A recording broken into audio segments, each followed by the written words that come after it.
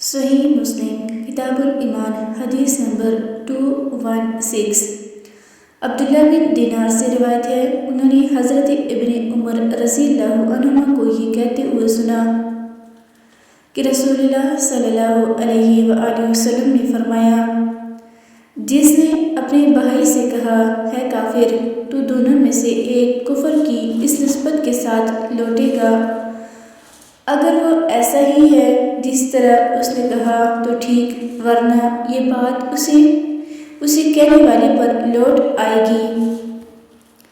صحیح مسلم کتاب الایمان حدیث نمبر 217۔ حضرت ابو ذر رضی اللہ عنہ سے روایت ہے کہ انہوں نے رسول اللہ صلی اللہ علیہ وآلہ وسلم سے سنا، جس شخص نے دانستہ اپنے والد کے بجائے کسی اور کا بیٹا ہونے کا دعویٰ کیا تو اس نے کفر کیا، اور جس نے ایسی چیز کا دعویٰ کیا جو اس کی نہیں ہے وہ ہم میں سے نہیں، وہ اپنا ٹھکانہ جہنم میں بنا لے۔ اور جس شخص نے کسی کو کافر کہہ کر پکارا یا اللہ کا دشمن کہا حالانکہ وہ ایسا نہیں ہے، تو یہ الزام اسی کہنے والے کی طرف لوٹ جائے گا۔ صحیح مسلم کتاب الایمان حدیث نمبر 218۔ حضرت ابو ہریرہ رضی اللہ عنہ سے روایت ہے کہ رسول اللہ صلی اللہ علیہ وآلہ وسلم نے فرمایا،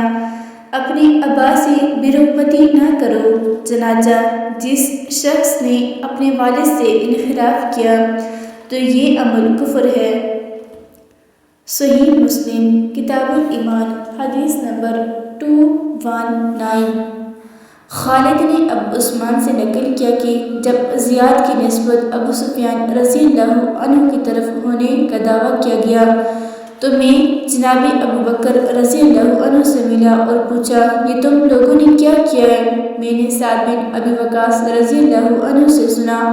وہ کہہ رہے تھے کہ میرے دونوں کانوں نے رسول اللہ صلی اللہ علیہ وآلہ وسلم سے سنا، آپ فرما رہے تھے، جس نے اسلام کی حالت میں اپنے حقیقی باپ کے سوا کسی اور کو باپ بنانے کا دعویٰ کیا اور وہ جانتا ہے کہ وہ اس کا باپ نہیں، تو اس پر جنت حرام ہے۔ اس پر حضرت ابو بکر رضی اللہ عنہ نے کہا، خود میں نے بھی رسول اللہ صلی اللہ علیہ وآلہ وسلم سے یہی سنا ہے۔ صحیح مسلم کتاب الایمان حدیث نمبر 220۔ عاصم نے ابو عثمان سے اور انہوں نے حضرت سعد اور حضرت ابو بکر رضی اللہ عنہ سے روایت کی ہے کہ وہ دونوں کہتے تھے کہ یہ بات میرے دونوں کانوں نے محمد سے سنی